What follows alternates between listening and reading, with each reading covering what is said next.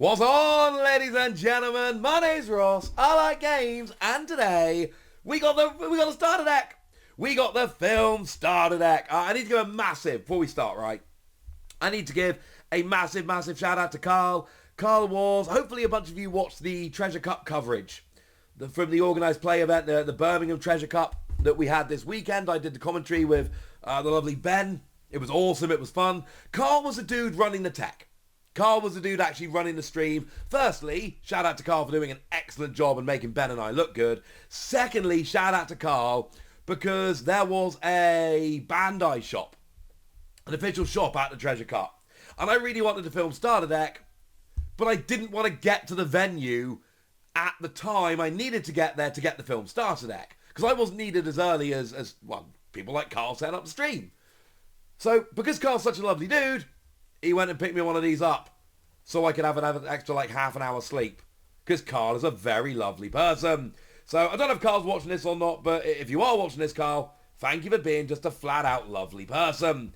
So yeah, the film starter deck. Oh, I'm so excited. It's not really a starter deck that's going to transform the metagame or anything like that, but you know, it's still a One Piece. No, that was bad. It's still a new One Piece starter deck. I still need this One Piece starter deck in my life. So yay! Right, what have we got? Okay, it's upside down. There we go. So in the comically large box, but actually these kind of line up like manga on the shelves. And if you're just buying these and opening them and throwing them away, the packaging is going to look too big. I get that. If, however, you are collecting the starter decks and lining them up on a shelf, this big oversized packaging just kind of looks awesome. Now you do get yourself a little play sheet here, and what we've got is literally a play sheet. Yay.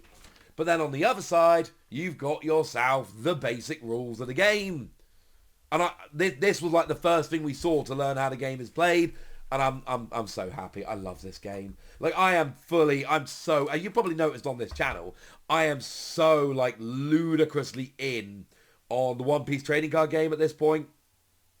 I love this game. I love collecting the cards. I love playing the game. I love basically everything about it at this stage. I am in on the One Piece TCG. I just hope it lasts. So obviously, you get yourself your 10 Don cards. They just have the generic back. They're fine. I mean, look, the fact of the matter is, when it comes to Don, we are all going to end up with a billion Don. And then we're going to have the specific one that we like. Yeah? So, no one's going to really use a standard Don much. It's still cool. We have it. Now, in terms of leader, we have the Shanks. And the Shanks leader is... It's alright. So what we got with the Shanks leader is activate main once per turn, Don -3, and all of your film type characters gain 2,000 power. Right now, it's not a great deck. It's not seeing a huge amount of play over in Japan. But it is one of those things, like all it's going to take is a few people, you know, a few more film cards that are really good, and then all of a sudden, that beefing them up is going to be a good thing. Now, in terms of designated super rares, we've got an Uta here. We've got a 4-cost 5,000 power blocker, counter plus 1,000.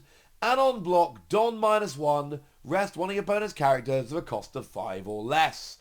You know, resting characters is good, because it does a couple of things. Firstly, it means you can attack them. The rule in One Piece is you can only attack rested characters, so resting them is a good thing. But also, and you get 2 copies, not 4, so you will need to go and buy a second starter deck to get a playset of Uta. And one important thing to note, we don't know what's going to be good in the future. So like right now, do you really need a playset of your Uta? Probably not. 6 months time, might you? I have no idea, and neither do you. And that's kind of the point. So yeah. But resting characters means you can attack them. You can only attack resting characters. And it means, you know, you can rest a blocker to force an attack through that your opponent would otherwise be able to stop. It's a good thing. Your other designated super rare here is Douglas Bullet. Let's show you the unsleeved one for the moment. 8 cost, 10,000 power, very big. And activate main once per turn, Don -4. Rest up to 2 of your opponent's characters with a cost of 6 or less. And then gain double attack for the turn. That means you do 2 damage. I still don't like that it's called double attack, because it's not really double attack. It's single attack, it's double damage. I don't know why that still gets me. I still wish it wasn't called double attack.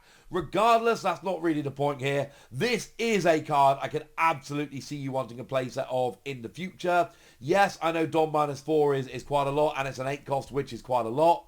But the theory here basically is you rest your opponent's blockers, and you can rest some pretty beefy blockers with this, and then you start going nuts because you've got double attack. That's awesome. So, we have a playset of Ain here, full 4 copies. On play, add a Don card from your Don deck and rest it. I mean, it's extra Don. It's not amazing by any stretch of the imagination, but it is extra Don, so that's kind of cool. We've got ourselves a playset of Anne here. 2 cost, 3,000 power blocker. It's a cheapish blocker. I mean, you've already got the Higurashi and Black Maria that are low-cost blockers in purple. But if you want lots of low-cost blockers, that is another rather nice option. We've only got 2 copies of Karina. Remember, one of the important things about the deck is you need to know which cards come as 2-ofs to decide if you want to buy 2 copies of the deck to get a playset of everything. But my advice generally is, yes, get 2 copies of every deck just in case. But Karina is a 2-of here. Activate main once per turn, rest this character, and trash a film type card from your hand. But if your opponent has more Don cards than you, add 2 Don. Yeah, the reason it's a 2-of is because it's really good.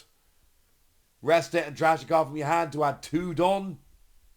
And look, if you go if you go first, then you're going to have less Don than your opponent. And if you go second, just use any Don minor skill. Boom, you got less than your opponent. That is absurdly good.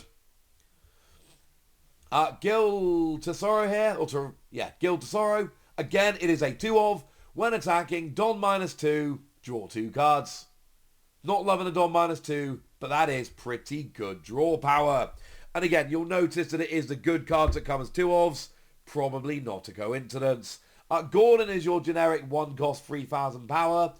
But it is a film type card. So do remember, even though we've got other, these vanilla characters, we generally have, we're starting to overlap now. But the type of card they are can be very, very, very important. We again have 2 copies of the Shiki, not the full playset. Come on, go in focus. There we go. If you've got 8 or more Don cards, this cannot be KO'd in battle. But it's a 7,000 power character that your opponent can't take out.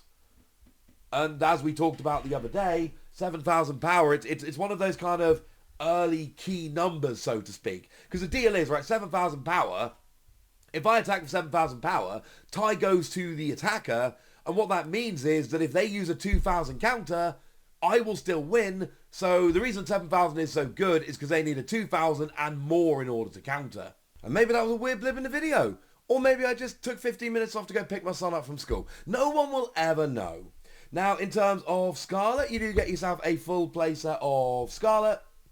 You're talking just kind of an ordinary, everyday, run-of-the-mill, but you've got a trigger that lets you play the card, which I think is pretty gosh darned cool.